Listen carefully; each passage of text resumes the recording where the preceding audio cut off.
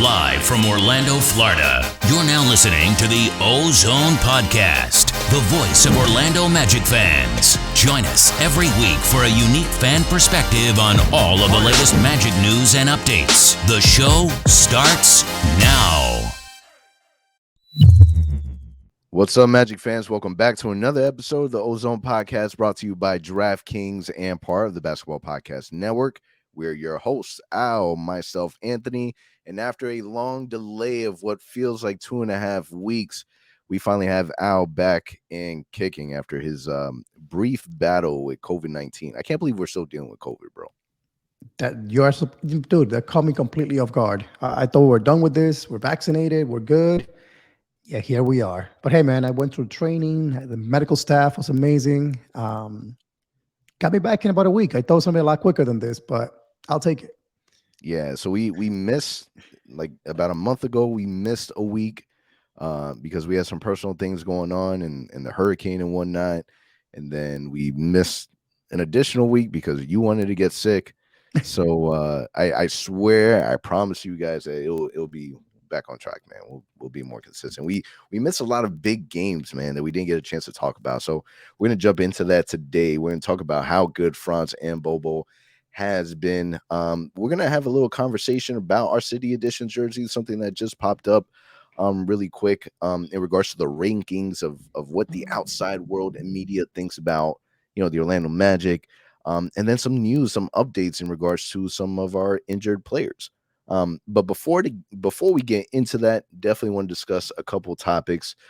We had mentioned that we're having a giveaway for both our Patreon and also a giveaway from our YouTube. So real quick, big shout out to our Patreon members: Blake Bickerstaff, Court Cousins, Stephen Cameron, Danimo, Casey Wood, Fins Fan for Life, Michael Martin, Jamel Miller, Mr. Mikey, Zico, Dylan, Yadi, and Yo Mama Mo Bamba. It's probably my favorite name, Yo Mama Mo Bamba. Like if that's the same name on social media, that is a winner and needs to be like forever, like cemented in stone. Yo Mama Mo Bamba. I like it. But without further ado, Al, do you want to announce the winners? And if you don't remember, the winner of these two giveaways, and again, we had one specifically for everybody on YouTube, which is a lot. We had a lot of people comment, a lot of people that were entered into this giveaway. Patreon members, for our Patreon members, they were automatically put into that raffle. But then also, instead of this big, massive amount of people that were, put into this giveaway, our Patreon members, which is a lot smaller, they were also have their own separate giveaway, and we're giving away a brand new City Edition Paolo Banchero jersey. So we're giving away 2 jerseys, which is amazing. But yeah, Al, who we got winning? Let's do this. So we got 2 giveaways again. Let's start with I feel Patreon. Like do we add a drum roll? Like the Court Cousins, they got the little button. I know, that makes man. Noises, man. We don't have that, so we got old school. I'm gonna tap on the table. I don't know if this is good. There for we the go. audio. There we go. This isn't good for the audio. I apologize. All righty. So Patreon. Let's start with that one first. The winner of the Paolo Banchero City Edition jersey is The Animal. So congratulations. So we're going to be contacting you over the next couple of days, getting your shipping information and getting that out there for you. Congrats. So that's number 1. Congrats on that one. Number 2. Is it D Animal or Danimal? Like the little yogurt? We're going to have to ask him. I got a toddler at home, so she'd be drinking the Danimals like it's nothing. I think it's Danimal. So that's number 1. Number 2. So for everyone else on YouTube, number 1, thank you so much for commenting, supporting us. And the winner of the YouTube comment giveaway is Robert and Yoslin.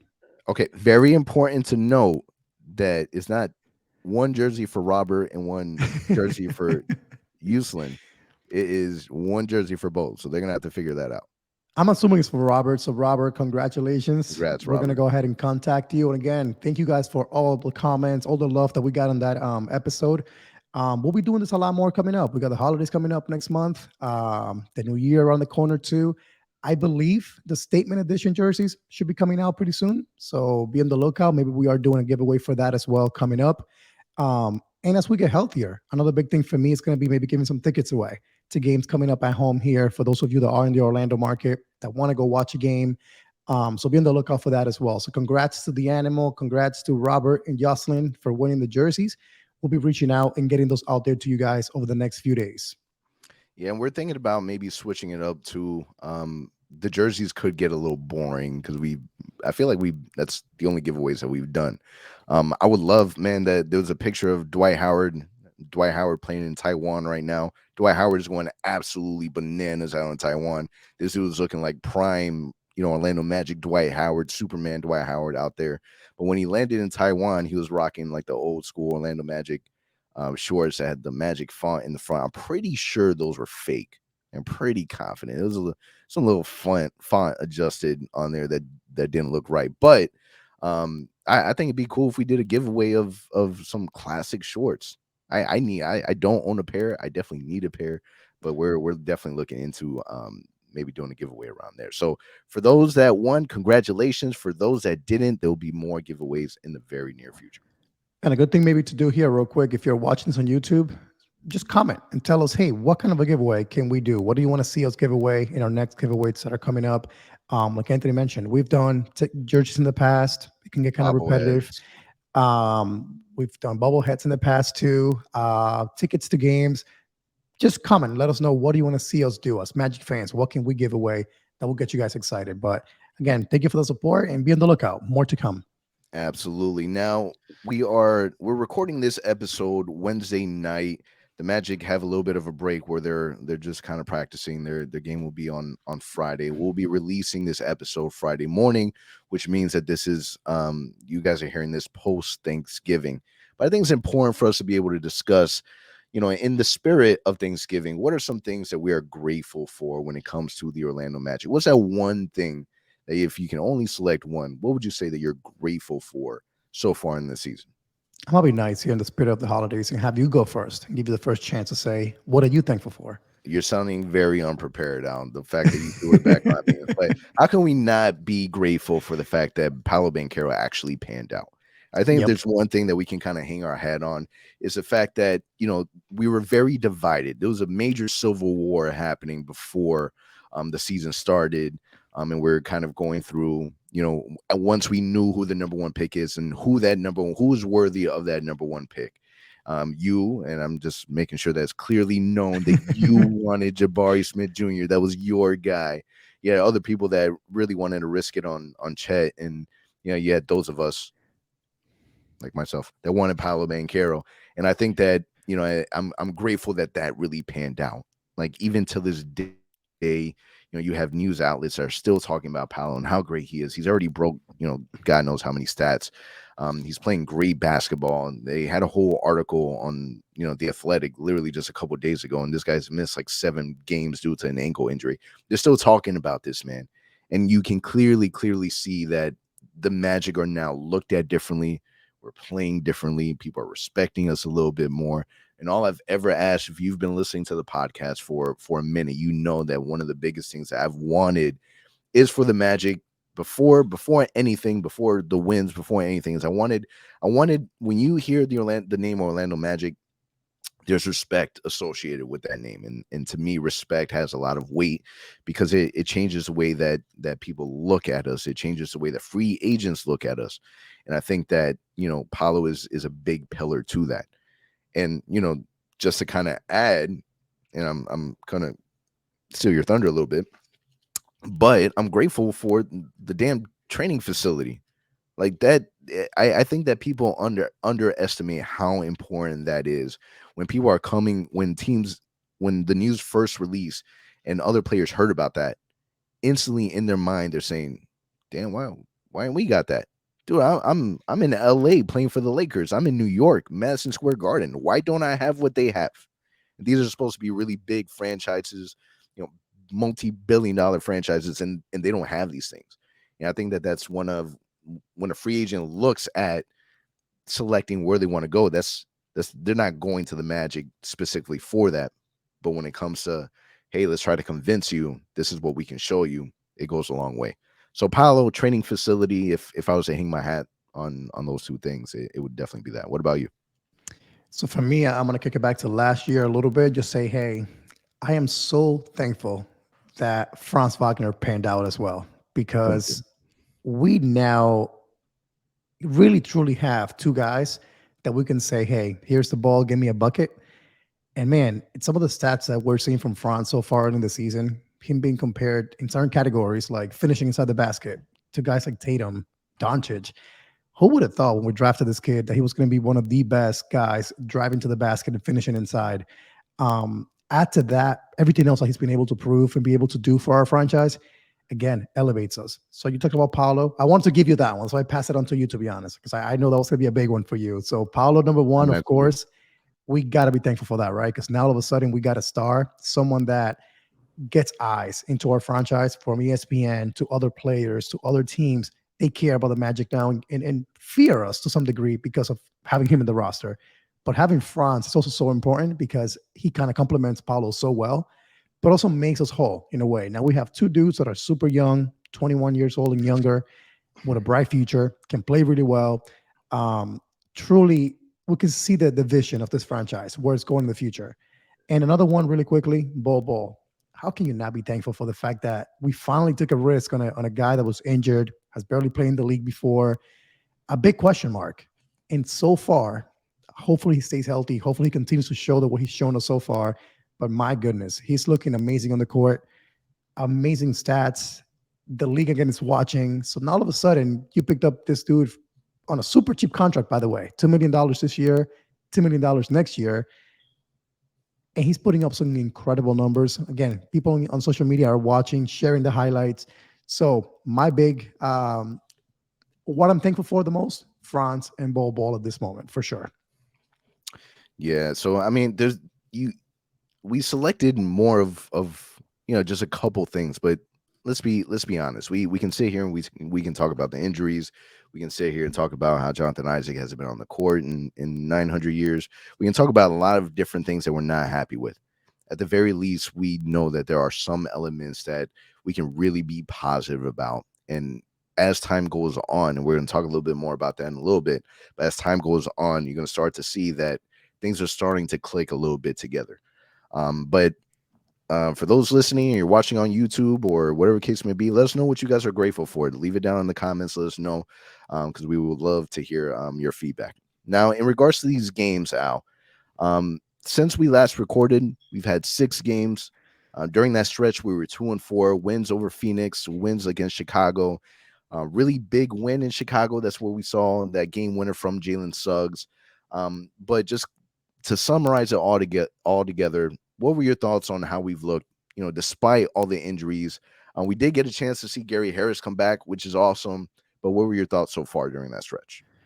I mean, outside of a couple of ugly losses against Indiana, the most recent game, we lost 123-102. And then Minnesota, we lost 126-108. Outside of those games, every single game has been competitive. Every single game has gone down to the wire, which I think can be a theme for this team this season, right? Every single game is competitive. We're fighting, we're playing hard.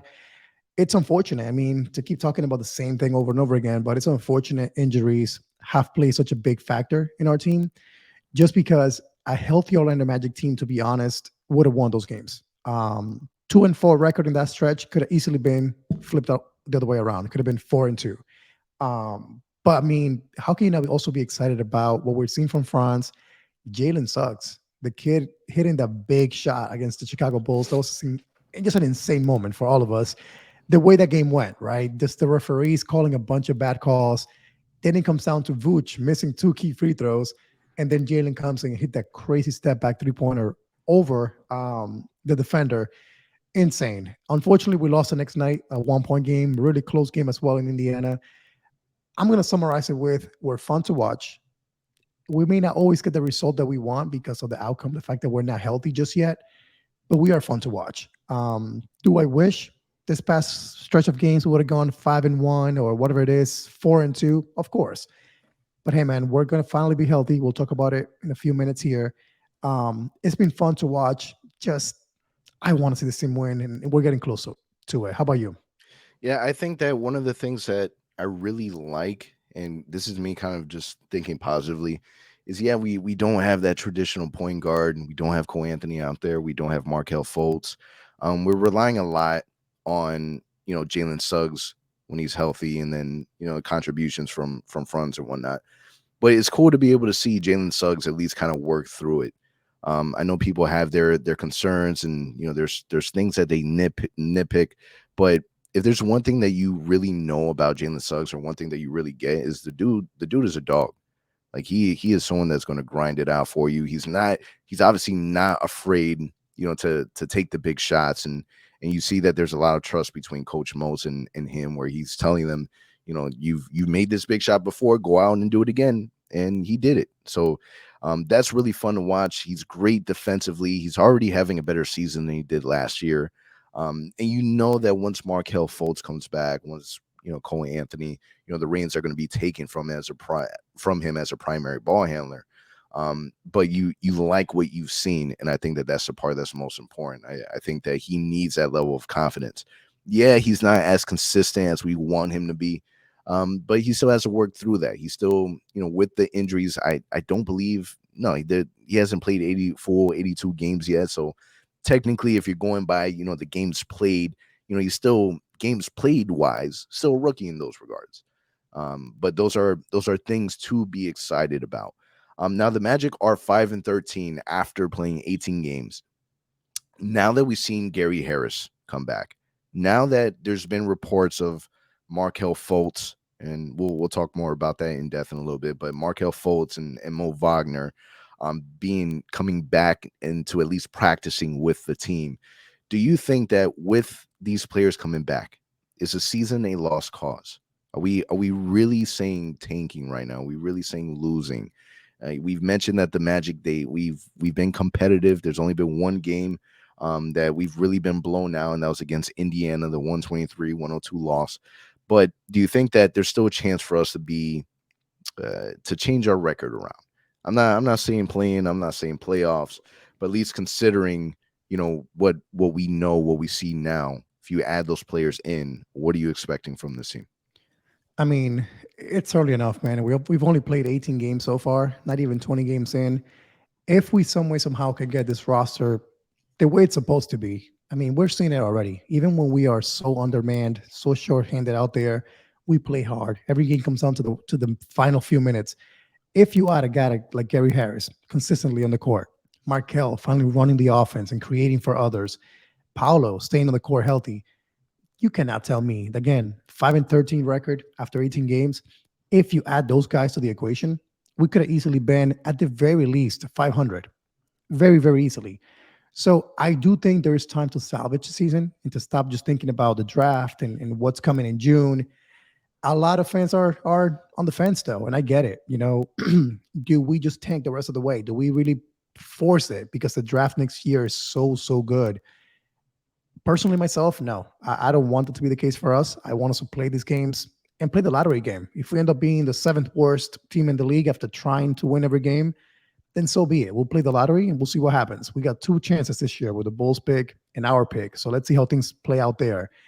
But if we are healthy, if the guys are coming back and they're playing well, I do want to see this team go on a run like they did last year. I think after the All-Star break last year, they played 500 basketball. If they can come back at the 20-game mark or 25-game mark, that still leaves a huge amount of games left to be played. We can definitely turn it around. Is it going to happen? We're going to see.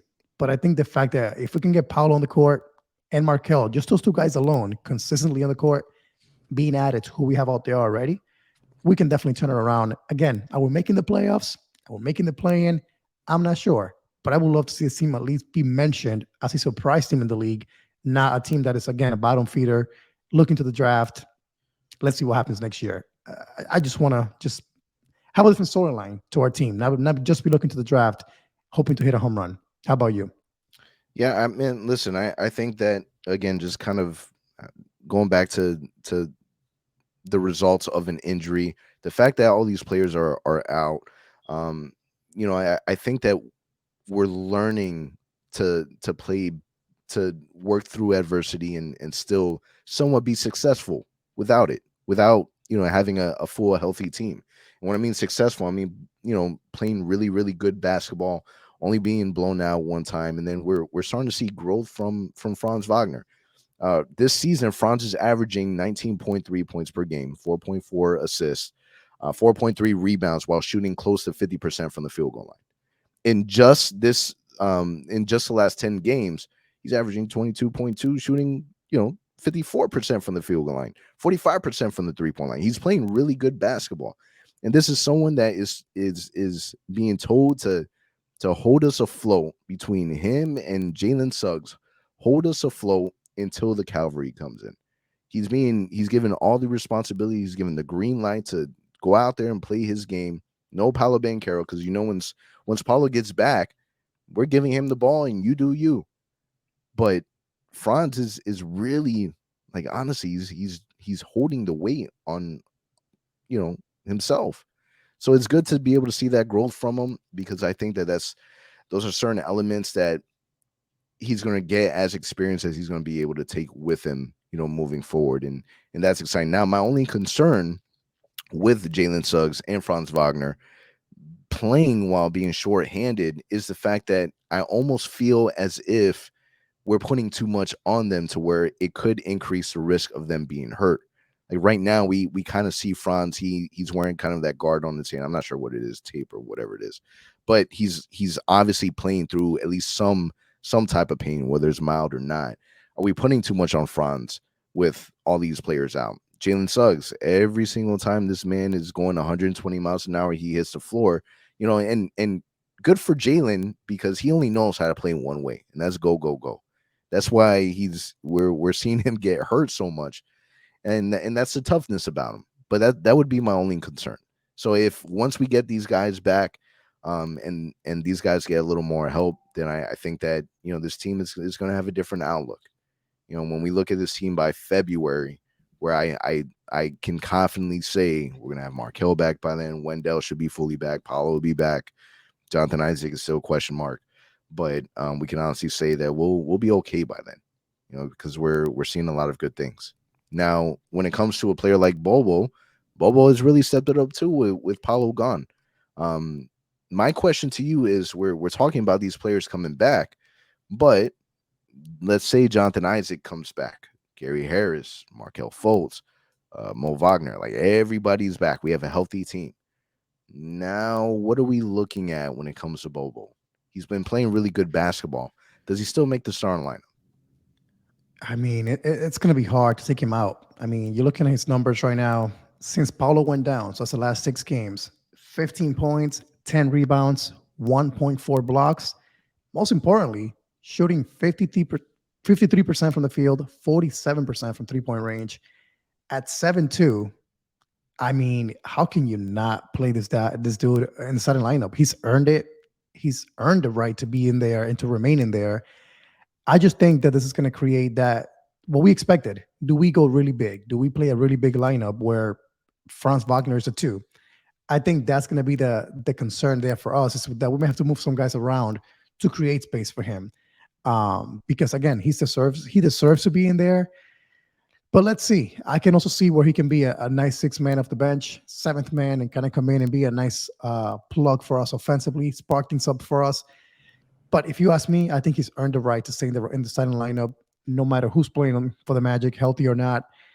But what about you? Do you see Bol Bol kind of remaining in the starting lineup when we get guys like Fultz, Isaac especially coming back, or do you see him kind of going back to the bench? You do not take Bol Bol out of that starting lineup unless someone takes that spot away from him, not even for experimental purposes. Like, let me see what Gary Harris will look like, in the starting lineup once everyone gets back and you have a more traditional shooting guard then. Like, I don't want to see any of that. Bol Bol, in my opinion, has not only earned a spot, but he's been performing, which is, again, we well exceeded everyone's expectations. So the only person, in my opinion, that can take Bol Bol's spot away is Jonathan Isaac. That's the only one. That's the only reason I would accept. 2, in my opinion, he's the only player that could take. But again, we don't know what Jonathan Isaac is going to look like. We know that to start when he comes back, there's no way he's being thrown into the starting lineup. They're probably going to, do a crazy long minutes restriction on Jonathan Isaac. And I think by that point, you already have a more established Bol Bol. I think it's going to be really, really hard. In my opinion, you figure it out with Bol Bol and Banchero and Franz in there. I think those are your 3 pillars. You can add Wendell in there as a pillar as well. And you just figure it out from there. But there's no, in my opinion, there's no way that you take Bol Bol out unless Jonathan Isaac outperforms the crap. I mean, it has to outperform the crap out of him.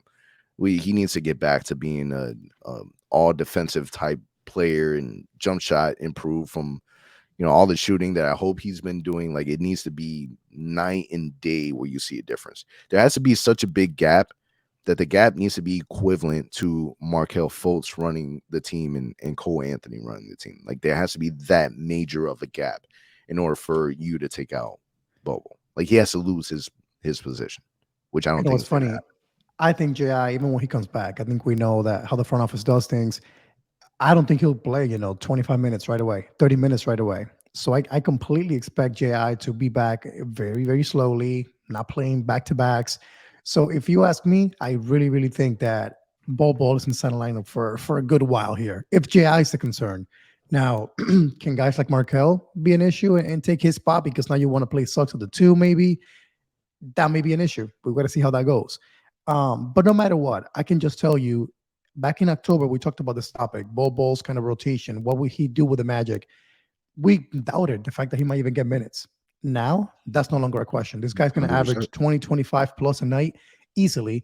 So if you're a guy like Mo Bamba, be careful because this guy just took all your minutes. If all of a sudden it's coming down to him, Okiki, and Mo Bamba getting minutes, you know for a fact that Mo's not getting minutes over Bol Bol at this point.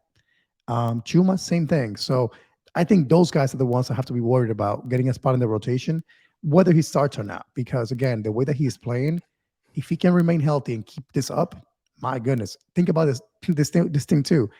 He has not played. I think he's only played like 60 games in the NBA so far. It's insane. Like, this guy is considered a rookie experience-wise, and he's playing really, really well. He's trying to do too much sometimes. I will say that he's trying to over dribble and things like that, which happens with young guys. But when he plays within himself, he plays his game. It's an easy 15 points, 10 rebounds a night, easily. Bol Bol has played a total of 71 games. There you go. Crazy. 71.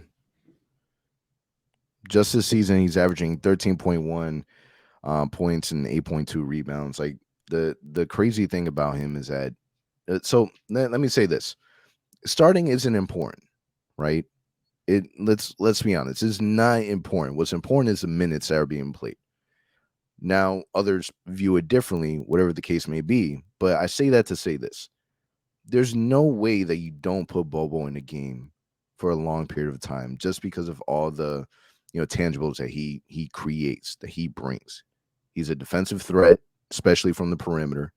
He's someone that if he's in the breakaway, he's just so long and lengthy and creative that there's no way that you're, unless you're really physically stopping him, he's just so agile that he's going to get to the rim. Even from shooting, how like we were going over some of the pictures that we've seen of Bol Bol shooting a 3-point shot. There's who is blocking that shot? Nobody. Like, who? And the only people that would be able to block him have no business guarding any player on the perimeter. Zero business. So it's I'm surprised the word unicorn isn't mentioned more with Bol Bol. Just because of the dude is an antelope. He's an antelope. And it's awesome because when I watch the games, because I stream the games, and a lot of the games that I watch they're from the away team, and their announcers, they say the same thing every single time. Like, I don't know what they were doing in Denver, but how did they let this man go? Like, literally through, like, gone, goodbye, no big deal. It kind of makes me almost upset at the fact that why didn't we trade for Bol Bol in the beginning, instead of RJ Hampton? Like, why wasn't Bol Bol the sweetener instead of RJ? Like, we almost missed out on that. Wasn't the big rumor that the Magic kind of wanted RJ or Bol Bol, and it came down to them throwing RJ instead of Bol Bol? So I think they view him highly. He just kept getting injured. Even when he was with Denver, he couldn't stay healthy. So they gave up on him and just kind of sent him to Boston, whatever it was. But I do recall there being a rumor that the Magic wanted him or RJ as a young piece with Gary Harris. and they just came But up with why? the But Hampton instead. why wasn't it Bol Bol? Yeah, What, man. knowing what we know now, it's kind of like, what are you guys doing? We almost messed up. Like I don't I don't know how we almost messed it up. Like I don't know. And we would have looked back and would have been like, dude, what is Bobo like? Why didn't we go after? He's probably playing for, I don't know, OKC now and balling out. And we would have been like, man, we were this close. So the fact that we were able to take advantage of that situation somehow, because I refresh my memory, we got him from Detroit. Was it Detroit? Got We him got from him Boston. from Boston. Oh yeah, Yep, that's right. See, for all nothing these pretty much. teams, all these teams. But I don't know, man.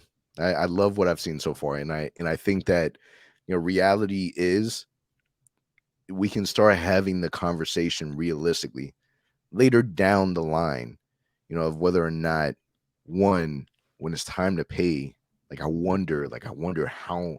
I can't put a number. There's no way that I can sit here and tell you, I think that the Magic should pay him 4 years, 40 mil, like confidently yet. Like I think that that's where we're kind of aiming at, because there's still a lot of what ifs. But I think that if Bobo stays healthy this season and plays consistently well, and not just play consistently well as he's doing now, but he needs to be able to play consistently well with the guys that we're bringing in, because I do think that that's important. Well, Magic are going to have like a really like a tough decision to make when it comes to Bobo. But I do think that no matter what happens, he's definitely in your starting lineup. Yeah, man. I think the biggest thing for him is going to be health, of course, staying healthy. That's been his challenge so far in his career. So staying healthy, number one. Number two, the good thing is for us is we have 2 years to look at him. We have this year fully guaranteed $2 million in the books. Next year, he has a non-guaranteed contract. We can pick that up easily for also $2 million. So we have 2 years to take a look at him, see what we really have in him before we have to decide: do we bring him back? Do we pay him? And at that point, we have the bird rights. We can pay him more than any other team out there. So we should be fine if he earns the right to get paid in the league. I'm sure we will. But definitely you have to move some pieces at that point, because you cannot have Wendell, Mo Bamba, J.I., Chuma, and Bol Bol, plus Paolo as big guys in the team. So that will lead to that whole consolidation, removing some pieces that don't fit anymore. And I think Bol Bol, if healthy, can definitely become part of that, core group of guys that you want to build around. But he's earned it, and I'm happy he's doing it, man, because we need to catch a break as Magic fans. Get a random guy that nobody thought could do well, and all of a sudden blow up in Orlando, while also having Paolo and Franz showing us what they can do. So exciting times for sure. Dude, I can't even have a serious conversation with someone that criticizes the Magic front office. Like I honestly, I can't. Like I can't spend the energy, just because, in my opinion, they've hit on. I'm not saying they're perfect. I'm not saying they're perfect. They've Mo made Bamba. some they've made some minor mistakes, man. They could have done things differently to kind of, you know, expedite our situation. The injury thing drives everyone crazy. The timeline, I hate I'm not getting into that, but you know what I mean. There's things that we question, right? One thing that we cannot question is that they've acquired a lot of really good young pieces for the Magic. Yeah, I think Now, the only thing you can hold them accountable for is the injury situation. What's going on there, nobody knows, and the whole timeline being open to the fan base. But really, other than that, talent wise, this whole rebuild thing. I know we've been doing rebuilds for a while, but really think about this for a second. When have we been in the middle of a rebuild with this much potential? With a guy like Paolo, a guy like Franz, a guy like Bol Bol, a guy like Wendell, Markel Fultz, Jalen Suggs, Cole Anthony. Like, we have sincere and honest talent in this team. We need to see them healthy, playing together, but they've done their job. They put together the pieces. Now it's got to be figured out. How do we make it all work? But to your point, roster moves, talent, keeping the cap sheet clean, they've done their job. They've done a phenomenal job. We just need the team healthy, man. I think once that happens, all these little rumblings about the front office, not doing their job is going to go away. yeah, the Magic love themselves a lengthy 6'10" declining contract player. That's what the Magic like. We definitely got that in Bol Bol, minimum. Now, we kind of touched on it multiple times already. Yeah, how can we not?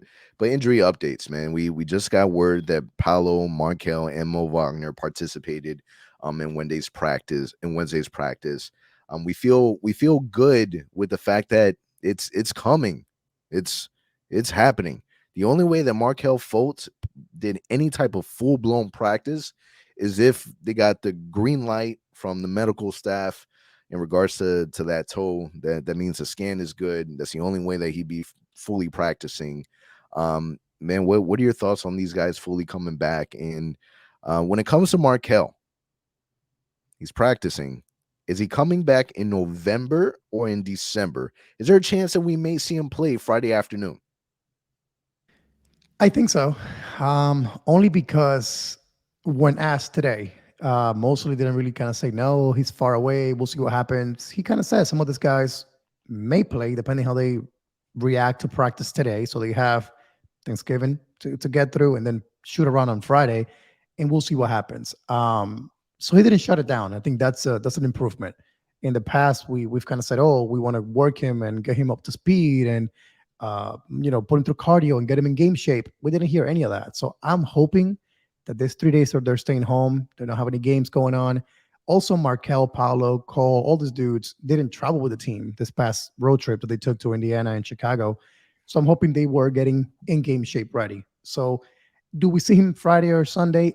I don't know, but I do feel good about the fact that they didn't shut him down automatically when asked that question. Paolo, though, we're hearing that still day to day, still kind of seeing how he reacts. It's just shocking to me, man, because it didn't seem that bad. Like when the injury happened against the Rockets, he finished that game, he dropped 30 points. I understood, okay, a couple games to just be super careful, but it's been 6 games and we're still hearing maybe he'll play Friday. We don't know yet. So that's kind of a tricky one for me. Everyone else, it's just good to see that they're getting back in shape. We should be seeing Cole Anthony come back soon too. We heard that around Thanksgiving, he was going to be reevaluated again and considered to be put back in the rotation. We're getting close to that. Mo Wagner. So what are your thoughts on Paolo for a second? What do you think about that? The fact that it's been 6 games, he's not back yet. We're still not clear on him coming back, and also on Fultz. When do you think we see him back? So when it comes to Paulo, I think that I think that the Magic are a little concerned with his ankle injury more so than anything. Was it not an ankle injury during the summer league where we took him out? Yes, it was. Yeah. So I'm curious to know whether or not if it was the same ankle. But let's be honest. If we're already starting off, a little rough for the season, there's really not a rush to bring Paolo back. Not unless you're 150% sure, like the Magic want to be with every single other player, and I'm okay with that. Now it's hard. It's hard to watch without him. It's kind of like you made the fan base so excited about this player, the number one pick, and you got us a taste of Magic basketball with Paolo, and it's a completely different dynamic. Now we've gone, 7 games without Paolo, and it's a little different. It's hard because the guys they need help, and Paolo carries a lot of the weight on it. Of it. So I'm okay with them being out. But yeah, it's already 7 games, man. It's time to get back on the court. And I'm sure he's itching to get back on the court as well. And it's always rough because we saw a picture, on social media the other day where we saw like our whole, like half our team in street clothes, not being able to help their guys. And what makes it worse is that every single one of them want to be on the court and they want to play. But it's one of those things where, the Magic are protecting their players in a sense of, they don't want them to re-injure them. So that part I get, but I think that it's time to bring Paolo back. I think he's okay. I'm pretty confident that he's okay. I'm not a doctor. I've maybe sprained my ankle about 100 times, throughout my non-professional basketball career, but I think that he should be fine. Take my word for it. Put him on the court. What about Markel? Do you think we see him Friday, or you think December is more realistic? No, I don't think there's any way that we'd see him Friday. I think it's way too soon. I think that the excuse right now would be if this is his first practice, we need to get him into game shape. I don't think that he needs as long as maybe Jonathan Isaac needs to be in game shape. But he hasn't played a game all season, like full NBA, well, not just all season, like last season as well. There's just been too much time where he hasn't been in an NBA game. I think it's going to take a lot longer than people expect. So one practice is great, but I think he's going to need a lot more of that before the Magic will put him out there. We did a poll on our social media, and about 57% of the people said December. They think that Markel will be back. 43% in November. So majority kind of agrees with me that won't be until late December. I'm talking about late, Sheesh. like almost January. Like if I was Crazy. betting a paycheck, that's where my money would go. Late December, like late December. Yeah, I hope you're completely wrong on that, man, I because hope I we need am a point too. guard. We I, need a ho- I point guard hope so I hope badly. it shows like I know nothing. Like I don't know what I'm talking about, and I hope that he's ready to go against Philly out of all teams. That'll be amazing. You know what, too, is concerning me a little bit with Paolo is the, rookie of the year race. So we've seen the ladder come out and see him dropping. So now we see Matherin, we see Ivy as 1 and 2 in the rookie ladder, Paolo number 3 now. I don't want any doubt out there that Paolo should be rookie of the year. So in order for that to happen, we need to see him on the court and playing. So I do hope the Magic don't mess that up. I get being protective. I get being careful. But if he's healthy, throw him out there, man, because I don't want to see any doubt when it comes to rookie of the year votes in May, June, whenever it happens, and say, well, he only played 40 games. He only played 45 games. So I hope that's not the case because we need that attention too. The fact that, hey, we have the rookie of the year. We have Franz Wagner. We have this talented team being built in Orlando. It carries some weight having that award be won by him. So that's my only concern with him missing so many games and kind of taking such a careful approach. Yeah, and so I'm not too worried about that just because Zion Williamson, he only played 24 games his rookie season and still Sheesh. won rookie of the year over a player like John Morant. When you That's think insane. about how great of a player John Morant was, especially in his rookie season, I think the gap is like way farther, in this rookie class. Like I'm not worried about he's playing. People don't even consider him a rookie in a sense. Like when people talk about him, they talk about him as if he's been an NBA vet already for 5 years. I think if it comes to a vote, there's no chance. Who would win? Who would you put in there? I think Yeah, Matherin from Mathurin's Indiana. playing. Mathurin's playing good basketball. I would agree he would be the second, but I don't. I think there's still too far of a gap. I'm not worried. There's no way that Paolo doesn't win rookie of the year. I even think they should give it to him now and call it a day. I agree with Wrap it that. up in a I like bow. that way of thinking. Wrap it up in a bow. Yeah, but I think that's the last thing I'm worried about. You know what's crazy? Just kind of looking at the stats, and this is really random. Zion Williamson has only played a total of 97 games, NBA Insane. games, in 4 seasons. We talk about JI a lot and stuff like that, man, but we've seen some cases out there. Guys like Zion, it's one that comes to mind. Man, Kawhi Leonard, it's another one. Got paid big bucks to go to the Clippers, and we've seen him play. I don't even know how many games.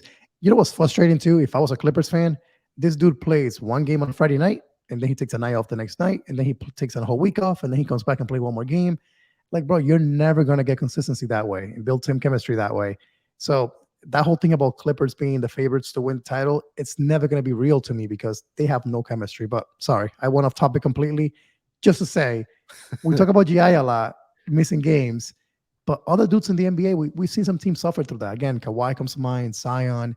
There's more that I've thought of recently, but we got to get GI back, man. We got to get our team healthy. We got to bounce back because it's been way too long, man.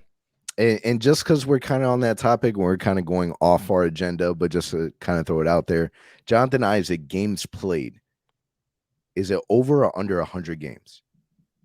I think it's over by a little bit. What's your number? 119. That's a good guess. 119. 136 total games. Close.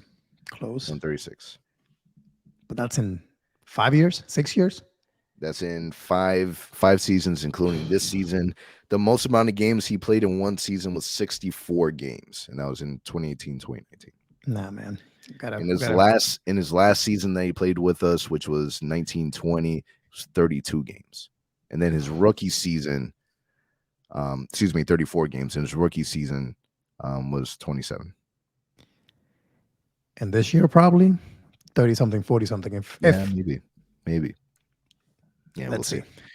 All right, we're going to transition to get it off your chest. We haven't done this segment in a little while, but get it off your chest is where we get to hear, your feedback that's left on social media, just kind of on the total outlook of the team. So this first one is coming from underscore Javier Aguadelo. I said that completely wrong, and I'm so sorry. He says, so disappointing. I thought we were going to be better in the front office. Will stop being so private about the injuries. I feel you. Won't go back to Amway for the foreseeable future until they're more transparent with the injuries and players available. Fans have had enough of this. Man, I think Javier is my fake account on Instagram. That was me commenting because that's me when I leave Amway, man. I feel like it's been 4 years at the very least of me going to games and walking out of the arena and just, unfortunately, most of the time after a loss, and you just think about like, man, we cannot get healthy. Man, we cannot get our players back. Like, man, it's a lot of effort that fans put into going to games, buying season tickets, buying game tickets, whatever it may be, paying for parking, and then to not really get your team, your squad that you want to go and watch every night. It's painful. So I feel the pain because again, I go to games and I experience it every night that I go to games, man. Like we want to see this team put together because everything changes. When you got just Paolo by himself, the whole Paolo mania we had going back a few weeks back, it's real, man. Like Amway is electric when Paolo just by himself plays, let alone when you add Markel, when you add Cole Anthony, when you add Mo Wagner, the energy he brings. All those little things make a big difference. So I feel the pain, Javier. I'm there with you. Unfortunately, I'm not going to boycott the season and not go to games, but I will say it's crossed my mind. You're financially invested. You can't. But let's be honest. In the front office, this is just the way that they operate. It's just the way that they operate. They're not going to change. They were actually, applauded for the way they handled that whole NBA draft, debacle about them, everyone thinking they were going to draft Jabari, and then they ended up going with Paolo Banchero. I wish they were more transparent. Everyone wishes they were more transparent. It would make a whole lot of sense for them to be transparent. I wish I understood the mindset behind it. Like, I get that you don't want to rush these players back, and I agree with that. But there should be at least some information. But that's just the way that they are, and there's no way of changing it. I get it. I advise against not going to the Amway because you still want to be a part of that environment. It's a really good environment. All right, this next one comes from Max Choung. I 100% mispronounced that one as well. Max _ Choung, who said, excited for the future, but frustrated. Us not playing our guys and having them develop into what we all know they can be is frustrating. Yes, rehab is important, but so is experience. So that brings me back to my conversation about Kawhi Leonard, right? You can talk about talent all day long and having the pieces to win and compete. But if they can be on the court, they can build that chemistry on the court. How can we make decisions? Not only how can we win games, but how can we make decisions this offseason coming up that we have, cap space to spend some money? How can we make decisions when we don't know what Markel looks like with Cole Anthony? Can you believe? I think they've played together like less than 10 games for sure, Cole Anthony and Markel. And Cole's been here 3 years. So you can't decide like who's our point guard of the future if we have to decide between Cole and Fultz, or do they work together? We don't know. Even Cole Anthony and Suggs, I think they've played together less than 15 games. So how do you know they coexist? Can they win together? Now we're seeing Franz and Paolo. We saw some potential there, but now we're seeing Paolo sit down for 7 games. So it's all these things that we just want to see. Like, what do we have? Does it work? Does it not work? So we can make decisions, because pretty soon here in a few months, we act like it's a long time away from now, but man, we're almost in December. So we're talking about that in 6 months. We got the draft again.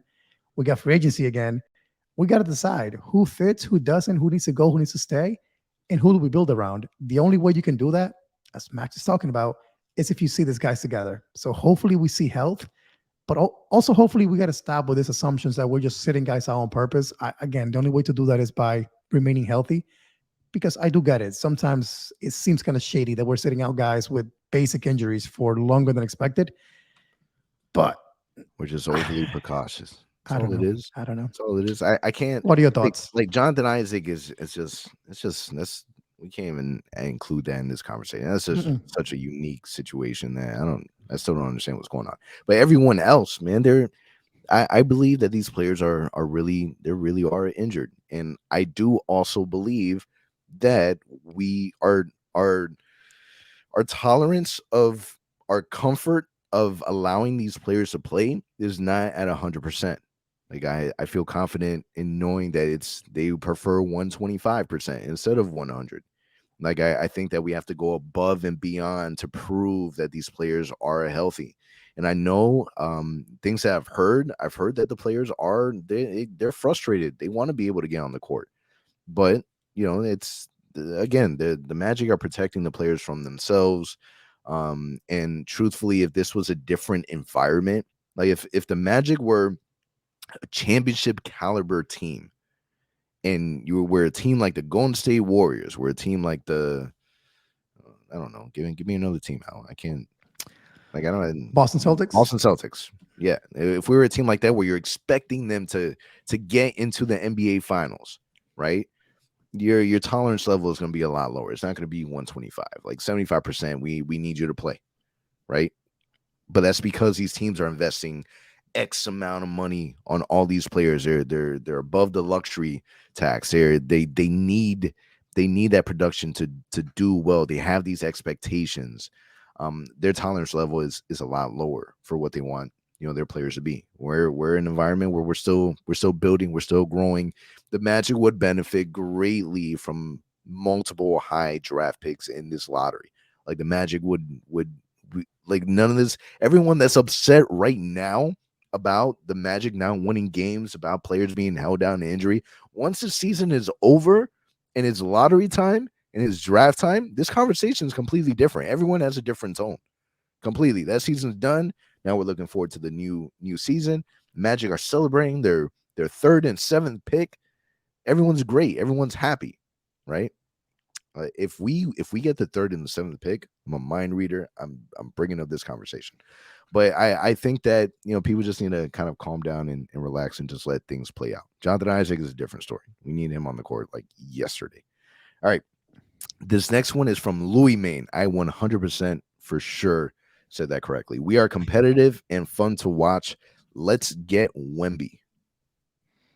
Listen, at this point, that's a shift in our minds, right? As you just talked about, the mindset this season was, hey, level up. And that was meant playing tournament. But if injuries persist and if things continue, it is right what he is saying. We are competitive. Every game goes onto the wire. It's fun to watch. If we continue to lose, I'm giving myself until the 30 to 40 game mark before I start to kind of shut it down completely on the whole idea of, hey, we're going to be good this year. So we got a few months of that, maybe another month or so. But like you said, man, the draft coming up this year is a talented one. So I get why maybe you're being extra careful. Maybe why they have the vision of, hey, one more year of tanking might get us a couple of great players like that fit what we're trying to do here. So with that being said, yeah, let's get Wemby. If things play out where we cannot win games, but let's not blatantly tank, in November 23rd. It's way too early for that. Play the season long. If things shape out that way and we end up being one of the worst teams, then so be it. But yeah, I it's a tough decision for sure. What are your thoughts? With all these injuries, if there's one thing that you cannot take away from the Orlando Magic is that they've been playing hard basketball. They've been playing good to the point that we're not getting blown out outside of that one game. So things have been competitive. If you are an individual and you look yourself in the mirror and just a few games in and you say to yourself, I am a tanker and I want this team to tank and I want them to lose, this has been one hell of a season and you are happy-go-lucky because the games are fun to watch and the Magic are also losing. If you're people like you and I, where we had higher expectations, then we're frustrated. We're a little frustrated. It's painful. It's super painful. So I get both sides. I get the Wemby fanatics. My question to you, for those that want the Magic to tank and want the Magic to go after Wemby, like, you know how hard it is to get 2 number 1 picks back to back. The odds of that happening are like this tiny small. Like, it is complicated. It is complex. The chances of it happening is so low. Like, I would feel more comfortable, betting my chances on winning the lottery, like the real lottery, like winning millions, instead of winning two number one picks back to back with the format that we have. It's And that's just what I keep saying. in my opinion, it's just impossible. I'm not even doing it to myself and thinking Wemby in Orlando just because it's just I don't see it happening. There's zero chance in my book. That's what I keep saying to people. It's like, I get it, man. Like, this kid looks great, phenomenal talent. But we played the lottery game, what, 3, 4 years in a row now? And what has happened to us? The Suggs draft we dropped from what was it, 2 to 5? So what? How painful was that? Remember that? And then last year we went from 2 to 1, so that worked out for us. So this year coming up, we may have the worst record in the league and go down to 5 or 4. So you just never know. You're gambling. That's what it is at this point. So to go for the next 6 months and just lose, and these young guys that you have in the roster already, put him through more losing and more just sitting out because we're trying to tank. Is that better for the franchise to gamble it once again in the 2023 draft? Or is it better to just play out the season? We have 2 top picks no matter what coming in. It's a hard decision. I wouldn't want to be the front office for sure because it is a tough decision. But to your point, man, winning the lottery has not been easy. We've seen it firsthand multiple years now. We got lucky last year. We got Paolo. That worked out great. I just don't know if we want to be greedy and say we can win it again. I don't know. Yeah, so this next one is coming from Jack.Goldman2, who says we have been in every game late, and I think when everyone comes back, we can make multiple 8-2 runs and find ourselves in a play-in spot. Have you given up on the play-in dream? Nah, not yet. I think even today, I think we're what, 2.5, 3 games out. The East is super competitive, as we knew. Some teams that we expect to be better have not been playing that well. And I think some teams will drop too. They're playing like Indiana. I think they're playing out of their minds right now. I think they will drop eventually. So with that being said, I think there is a chance for the Magic to still make a little run where they can go, 20 games and they go, I don't know, 14-6 in that stretch, or 20 games and they go 15-5. They're back into the whole race thing. But it will depend on health, like we've talked about before. It will depend on this guy's remaining healthy throughout, not just for a couple of weeks. If that's the case, I can see it happening. Otherwise, if we have key guys out like Wendell, Paolo, Franz, and those guys miss games, it's going to be really, really hard. Yeah. So, I mean, I can't rule it out just yet. I don't feel comfortable ruling it out just yet, especially if we're hearing already that Markel is in practicing. And I do believe that sometime by the end of 2022 that he'll be back. I think people also underestimate just how much of an impact Markel is able to do. And Markel impacts the game, not just from, it's not like he's coming out and dropping 35 points when he gets back. He's someone that can really, really control the offense. He controls the pace. He's able to push. He's swifty. He does a lot of good things to where he keeps people accountable. And one of the things that he talked about early on in this year is being more of a vocal leader. And I believe that he can definitely be that guy. And I think that when he comes back, it's a different ball game. If you remember the little bit that we saw from Markel and Wendell Carter, I thought that was a really, really big change. We saw that dual dynamic, even if it was just for a brief moment. We saw that kind of play out. Franz Wagner has no idea what it's like to play with Markel Fultz, which I think is exciting in itself. And Paolo Banchero, even on his story, he had posted a picture of him and Markel, a little icon that said soon. And it's just like, man, I'm sure, especially, him playing in Washington, Markel playing in Washington and Paolo being in Seattle, they have that connection. I think that we're going to be a scary team. Is it going to be this year? Who knows? But at the very least, my hope is that by the end of the season, that we're fighting for a play-in spot. Even if we don't make it, if we're fighting for it, and we're playing meaningful games in the last like 20, 30 games of the NBA season, we have a goal that we're going for. And it's not just focusing on taking it game by game, developing as a team. We're trying to make it into the play-in. Markel Fultz in the beginning of the season says we are a 4th seed team. If we go into it with that type of mentality, I think that, you can't rule it out. Dude, I hope that soon means this weekend, because that would be, imagine how electric it would be to go to games against Philly, having Philly. Markel, having Paolo, and it's a weakened 76ers team because they don't have Harden or Maxey, so we have a good chance of beating them and those fans are super obnoxious. Knicks fans, Philly fans are right there, and annoying fans when they go to Amway. They take over usually. I don't know if you remember last year with the whole MVP chant to Embiid. That was embarrassing. So it'll be nice to get these guys back in time for this weekend.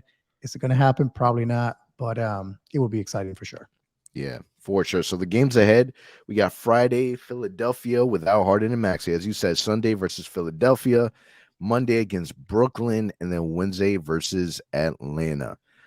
Still playing basketball with a player like Joel and Embiid and Tobias Harris, so it's still going to be a pretty good Philly team. And Brooklyn, they have Kevin Durant. Atlanta's going to be a fun game to watch. But what are your expectations for those games? What are you thinking? So I think starting this Friday is an insane schedule. I think we play pretty much mostly playoff teams all the way until Christmas. That we play San Antonio, I think the 23rd of December. So exactly a month from this recording. It's going to be a tough month, man. We're going to need these guys back because we play a ton of playoff teams. Specifically this week, Philly, Brooklyn, Atlanta. I'll be happy if we can somehow pull off 2 wins and go 500. Because again, the schedule is really, really rough this week ahead. So my hope is a 500 record here, 2-2. How about you? I'm hoping it's 3 out of 4. I'd love to take 2 of Philadelphia and then get a win against Atlanta. Those are all home games. That'll be sweet for sure. Yeah, so I'm gonna go 3 and 4. I think that hopefully we get one of the 3 of the players that practice between Mo, Markel, and Paolo. Really more Paolo. Like, can we get Paolo back in the court? If we get Paolo back, I can definitely see 3 out of the 4. That'd be exciting, man. I just want to imagine having Gary Harris, having Paolo, and Mo Wagner. Just those 3 guys alone make us a different team. Just added depth, which we've needed big time. Yeah, definitely. On that note, man, congratulations again to our winners, Danimal and Robert and Yuslin from YouTube and Patreon. That's a wrap for us this week. Thank you guys for listening. We'll see you guys next week. Thank you for listening to the OZone Podcast, the voice of Magic fans. For all the latest Orlando Magic news and updates, follow us on Twitter at the OZone Pod and on Instagram at Orlando Magic HQ. Remember to subscribe and leave a 5-star review on all your favorite podcast listening platforms.